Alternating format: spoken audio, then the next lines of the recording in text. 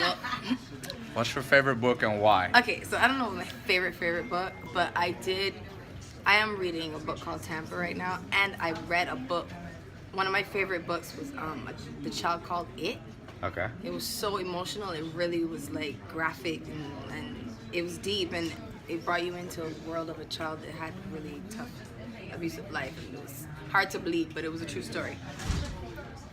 Yeah. One other question. Mentor. What should I read? That's what you should be telling me, since you know. Headed to the World Series, taking the Challenger jet. I was doing the Rob Report car judging, so I had to take this so we can get there in 4.5 hours.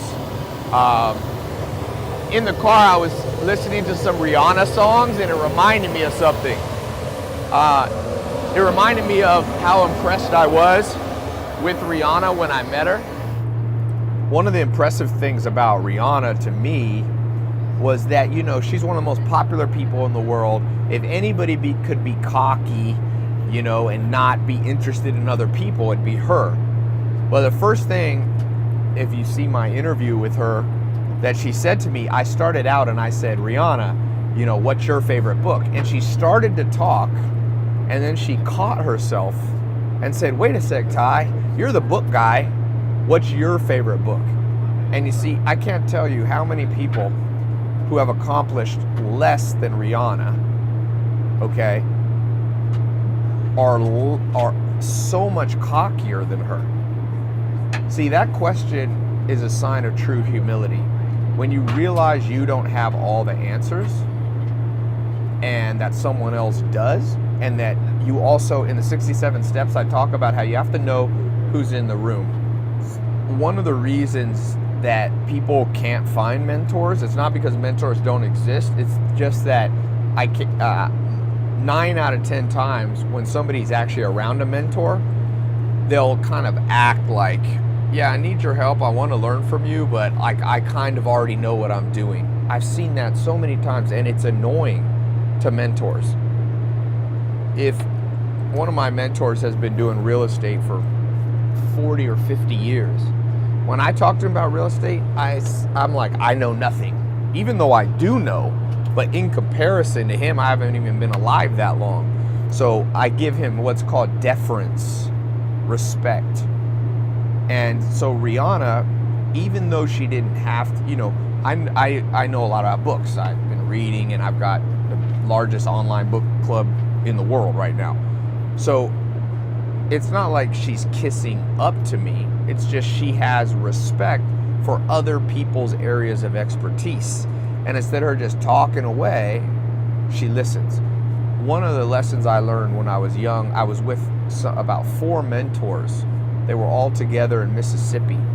Alan Nation, Joel Salatin, Dr. Gordon Hazard, the guy named Gary Townsend, and they were having a little private dinner, and they invited me. I was still a teenager, and I remember I talked the whole time, and at the end, Alan Nation just pulled me aside, and he said, Tai, sometimes you don't have anything to say, and he just kind of laughed and walked off.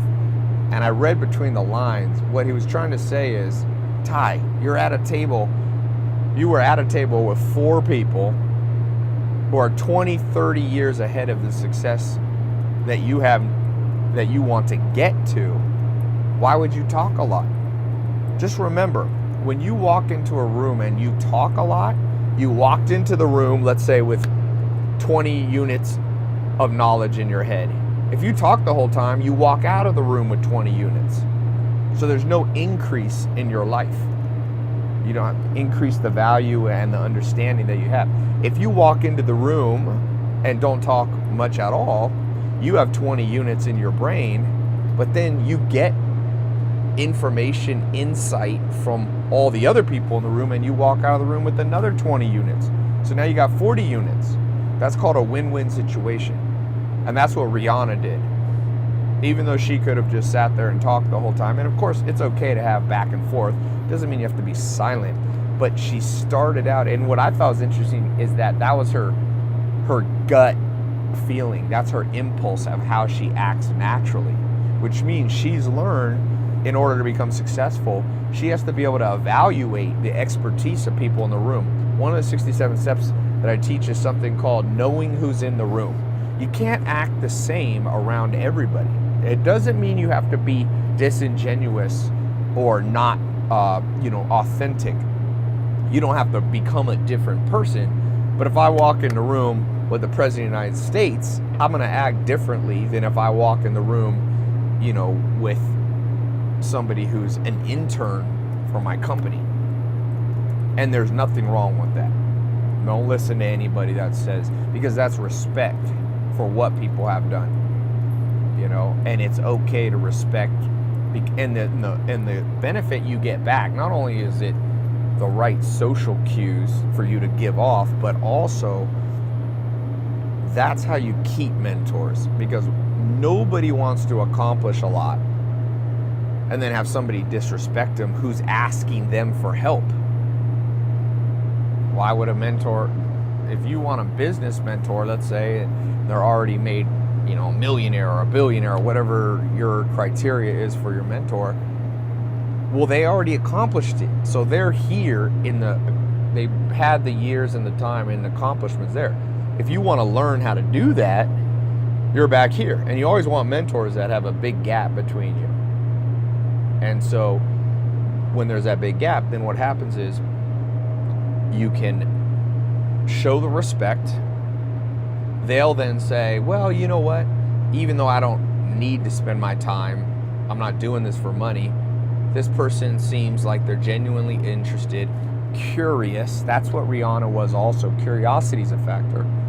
And then they'll reciprocate back to you, because most mentors realize at some point in their life they were helped by somebody else. So they're open to helping, but nobody wants to help somebody annoying. Joel Salatin used to tell me, I don't mind carrying a man, Tai, but I don't want him to drag his feet. Drag his feet means be annoying, be a burden, be quick to say you don't know something. Just like Rihanna was like, hey, you're the book person, Tai, you tell me. So she walked out of that meeting with new insight. I talked about some books, and I sent her a present, a book. And so she came with more. Chris Paul was at my house this week for lunch, same thing. This is a multiple-time all-star, $100 million NBA basketball contract, head of the Players League, all-star. You like the Ghost? Me? You had what? You had the Wraith too? Yeah. I don't know what's better. And Chris Paul here, I just want to wish you the best. Wish you would have been here so I could meet you, man. But best of luck and you're my prayers. And he was like, Tai, I got some questions for you. And I was blown away once again, like I was with Rihanna, that somebody with that much achievement, that much status, is still curious, respectful, and interested in what other people have to say. And that, see, you got to reverse it. That's the reason they are successful.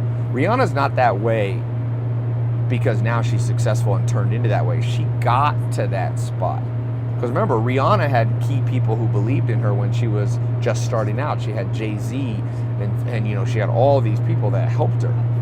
And so she knew how to deal with people. She knew how to respect people. She knew how to interact in a way that doesn't come off as cocky or too wordy, So just remember that when you're in an environment, when you're around, know who's in the room. If there's somebody who has something to teach you, ask them. Ask more than you talk. A good ratio, I would say, would be 3 to 1. So you're in a room, you realize you're with somebody, a potential mentor, or somebody you can give insight. Make sure if you say one sentence, you don't talk until they say 3 sentences. Okay, that's a great way to do it. Good little ratio to keep in mind. What books speak to you the most? What books? What type of books? True stories. They have to be true, real life things that have happened, or autobiographies. I love those. I only watch documentaries or reality TV, things like that. I'm obsessed with real things. Kon-Tiki. Have you ever heard of this book? It was a guy, nobody believed in him, so he took a boat and he lashed together 9 logs and he floated across the Pacific Ocean just to prove it could be done. Really? It's a crazy story of courage, And that's a real story? it's a true story. You need to, well, I'm